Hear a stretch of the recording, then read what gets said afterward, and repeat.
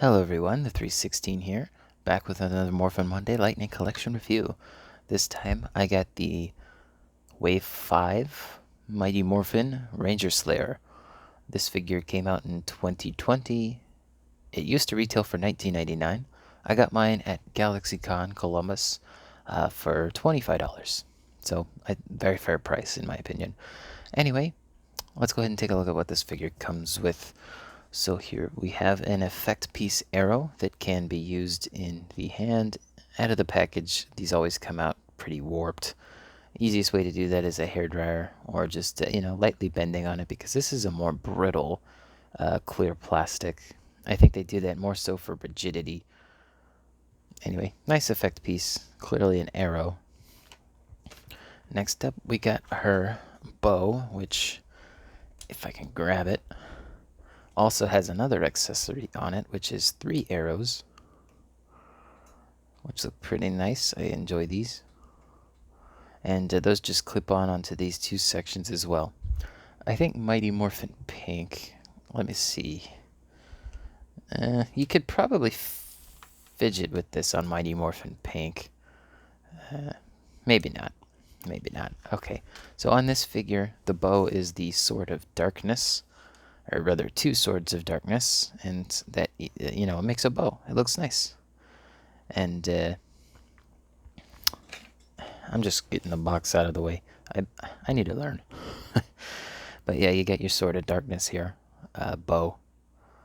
I mean, you could probably use this as a sword. I just don't think it'd work very well, considering the handle is, backward.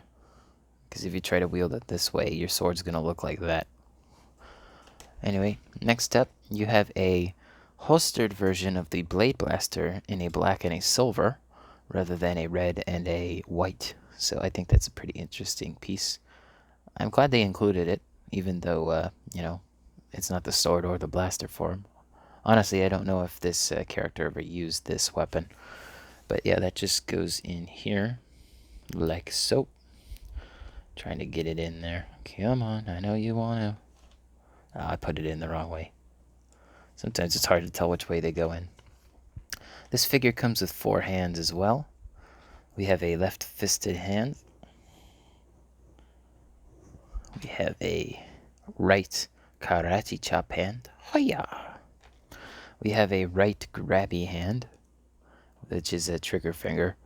And then we have a left pointing open hand for the left. And all of those, or no, this one has an, up and down motion, whereas all the others have a left to right. So, good amount of accessories, but also a removable cape. And it doesn't have a peg in it as well. So very nice. And that just goes over the figure like so. In camera, the pink looks a lot more vibrant and bright. In person, it's a bit more muted and, I wouldn't say dull, because it's still a nice color. This figure, as far as I know, is almost completely original molding. The only things that might be the same is the upper torso, the midsection, minus the hips, the hip joints themselves, the lower legs, the feet. I think that's just about everything that would be considered, reuse. But everything else, as far as I can tell, is new parts. I don't think there's any paint missing on here, as far as I know.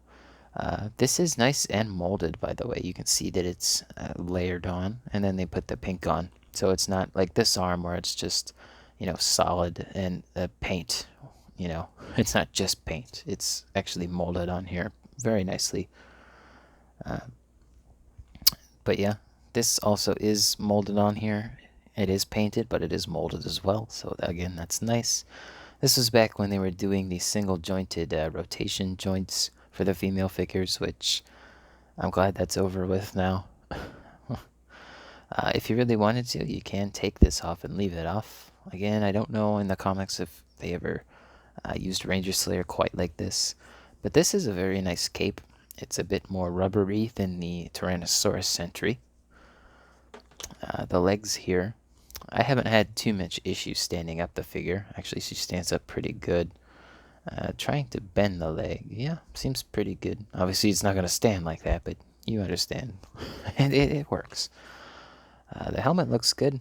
It's a very nice, you know, I wouldn't say departure, but like an Evo Pink Ranger helmet. Mine is a little bit mispainted here. Also, you can see a different type of finish on the visor towards the top middle sections, and there is a blemish on mine. But not like I could get a replacement, obviously. I don't have too much issue with paint details. They also did paint the pink on the back of the torso, which I appreciate even if you're only using the cape. It's still there. Alright, so a pretty good figure. Has all the standard articulation joints as a regular female Lightning Collection figure from this era. So you're not really missing out on anything. The helmet is removable, but it doesn't come with an alternate headpiece for Kimberly. Spoilers, I know. But I mean, who else, right? So let's go ahead and take a look at some size comparisons. Where did I put my ruler? Oh, come on. Where's my ruler? Someone stole my ruler, guys. Okay, come on. Where is my ruler? Well, this video review got derailed quickly. Oh, well. We don't need it. I'll just use my mat here to determine it. See, just about 6 inches tall. Where did my ruler just disappear? I'm sorry, guys. This is just really bugging me. I just had my ruler. Oh, well. Like I said, don't need it. Anyway, I'm getting derailed. Let's go ahead and take a look at her next to Mighty Morphin Pink. There you go. Mighty Morphin Red. We'll stick him over here. And we'll also take a look at another comic-based figure we have here, the Tyrannosaurus Sentry. Yeah, these figures look good together. I got no complaints between the two comic figures. They look good. Nothing else I can say. Just, I dig it. They always had a really nice aesthetic to them. Alright, let's get them out of the way here. Now we can take a look at the last thing to compare them to, which is Mighty Morphin White. Sorry, Tommy. Mighty Morphin White Lightning Collection, as well as the Amanda Conner Batman black and white statue. Let's get them out of the way. That concludes the size comparison, sans ruler. And then we can take a look at the box. Here's the box with the render. You got your legalese there. You got your Mighty Morphin logo, which still has the Saban. You have the Lightning side logo. Then you get the front. And the front, interestingly enough, doesn't say Saban on it. But, the Mighty Morphin logo does. As you can see, this says Saban. That doesn't. Interesting. Anyway, I hope you guys enjoyed this video. Let me know in the comments below if you have this figure, how long you've had it, if you're planning to pick it up. It should be still pretty easy to get. I think third-party sellers are selling it for pretty cheap. There's not too much interest in it. I still would recommend picking it up, though. Anyway, don't forget to like the video, subscribe, and hit the bell. All of that helps out the channel a lot. And thanks for watching, y'all. Peace.